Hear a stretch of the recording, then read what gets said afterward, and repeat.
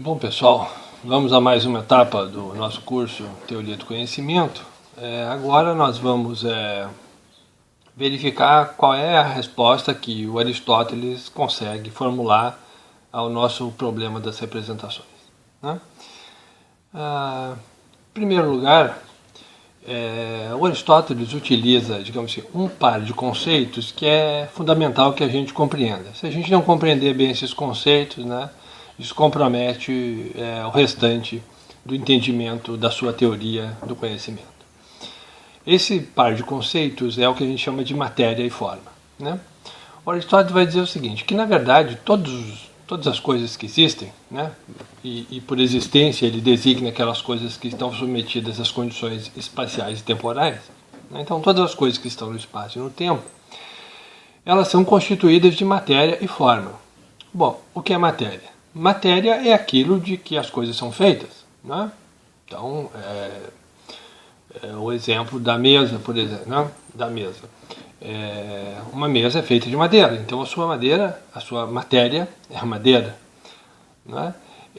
Ao mesmo tempo, e aí a gente tem que tomar um certo cuidado, porque a ideia de que os objetos são compostos de matéria e forma dá a ideia de uma dualidade, né? Como se fossem dois elementos, mas não se trata disso.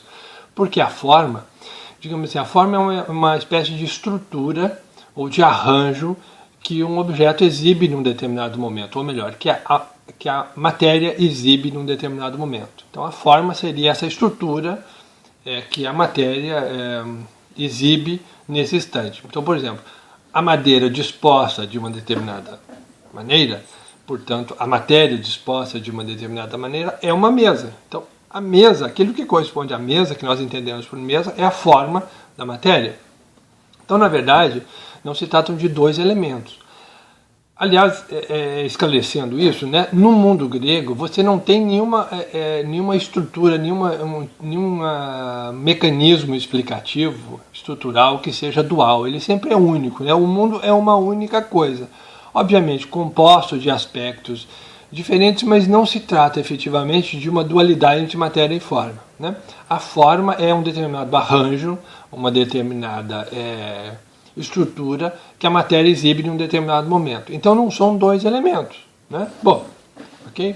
A matéria, obviamente, é aquela parte que tem a disposição, como ela pode adquirir várias formas ao longo do tempo, né? Por exemplo, a mesa, antes de ser mesa, era madeira, né? Um conjunto de tábuas, enfim, né? Madeira. Ela não era uma mesa, né? Então ela foi arranjada e ela, portanto, adquiriu uma forma. Então a matéria, né, a madeira, nesse caso, ela tem a capacidade de assumir várias formas, né? Então eu posso pegar essa madeira, fazer uma cadeira, fazer uma mesa, fazer uma prateleira para colocar livros, né? Fazer uma janela, fazer uma porta, etc. Então a matéria possui essa potência, isso é um outro termo técnico do Aristóteles, né? Possui a potência para adquirir várias formas, né? Mas efetivamente a matéria só pode, enquanto está no espaço e no tempo, ela só pode exibir uma forma. Então a matéria bruta ou é mesa, ou é cadeira, ou é janela, ou é prateleira, ou é lenha para queimar, né? Ela só pode exibir efetivamente uma forma em cada momento, em cada instante do tempo, né? Mas a matéria, ela possui essa potencialidade para ter várias formas. Embora em ato, um outro termo técnico do Aristóteles, em ato ela só pode ser uma coisa específica, né? Então, assim, hipoteticamente falando, e aí a gente pode dar um salto um pouquinho para fora do pensamento do Aristóteles, apenas para ter uma visão um pouco mais pedagógica dessa questão toda, nós podemos conceber hipoteticamente, o Aristóteles não fala disso, uma situação antes da existência, vamos dizer assim, não espacial e não temporal, em que você tem a matéria bruta, a matéria sem nenhuma forma. O que seria isso? Algo que nós não podemos pensar, né? E isso já diz muito sobre a potência da matéria. Ela pode ser qualquer coisa, digamos assim, antes de, digamos assim, adentrar no plano espacial e temporal.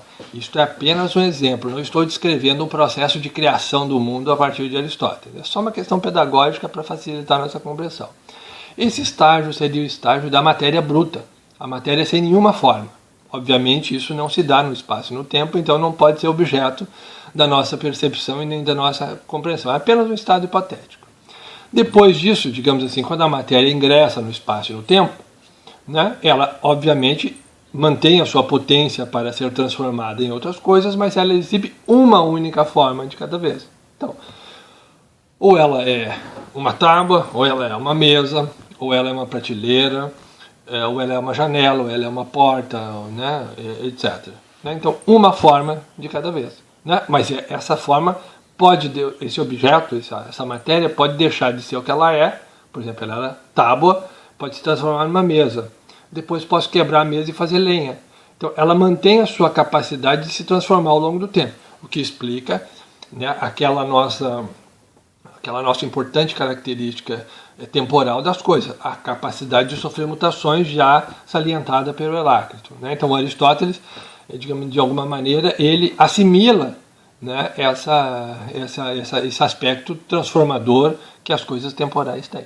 Bom, a gente pode pensar, hipoteticamente falando, ainda nessa imagem pedagógica que eu estou usando, né? Então você teria matéria bruta, né, uma potência completa, né, uma matéria bruta que pode se transformar em várias coisas, na condição de existência espacial e temporal, uma certa combinação de matéria e forma, embora a gente não esteja falando de dois elementos, estamos falando da capacidade de transformação da matéria e do fato de que a cada instante ela exibe uma forma, né?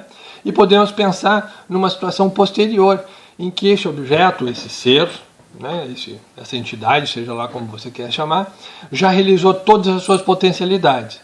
Ele é apenas uma forma pura, né? Ou seja, ele não tem mais a capacidade de se transformar em outra coisa, porque ele já é tudo o que poderia ser, ou aquilo que o Aristóteles vai chamar de ato puro, né? E que depois a religião cristã vai chamar de Deus. Por que Deus? O ato puro é aquele ser que já realizou todas as suas potencialidades, aquele que, portanto, nada deve ser no futuro, porque já é tudo que poderia ser, se você quiser, a plenitude da existência, né? Então é uma espécie de, o que Aristóteles chamou de ato puro, um ser que já realizou tudo que poderia ser, um ser pleno, se a gente quiser, que não tem mais potência, ele não vai mais se transformar em outras coisas, portanto ele não está submetido à ordem do tempo e à ordem do espaço, né? Então esses três estádios da existência, digamos assim, né, essas três condições, né, do ser, servem apenas aqui como exemplo. Aristóteles não trata diretamente disso, embora o Aristóteles fale, né, na capacidade, por exemplo, do que ele chama de ato puro, isso sim, né, ele vai falar de ato puro, vai falar dessa combinação no plano da existência espacial e temporal de matéria e forma, mas ele não fala em matéria bruta, né? Deixo claro isso, que nós estamos apenas criando aqui um mecanismo para entender o pensamento do Aristóteles, não exatamente nos termos do próprio Aristóteles, né? Então esses três estágios da matéria nos permitem ter uma visão interessante sobre o que é matéria e forma e sobre o que é ato e potência, que são esses dois pares de conceitos essenciais para Aristóteles, né?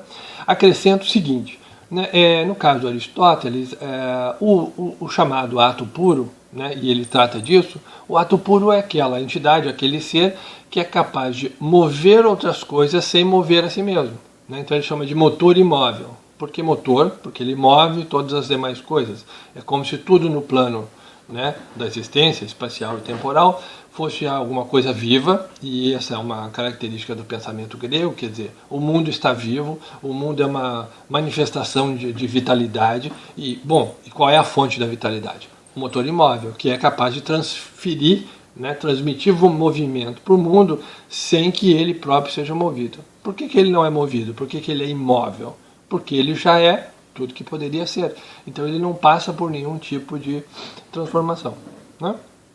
Bom, esses dois pares de conceitos, então, matéria e forma, e ato e potência, são essenciais para entender o pensamento do Aristóteles, né? Você tem, então, de certa maneira, e eu vou tratar disso no próximo vídeo, uma espécie, só vou delinear aqui rapidamente, o resultado desse jogo, dessa interação entre esses dois pares de conceitos. Você tem o quê?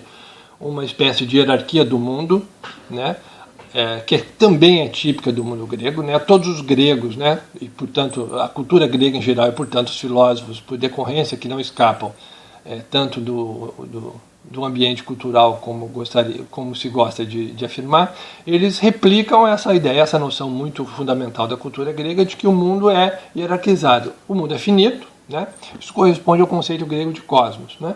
O mundo é finito e hierarquizado. As coisas mais nobres estão em cima, as coisas menos nobres estão embaixo, e o mundo é finito, né?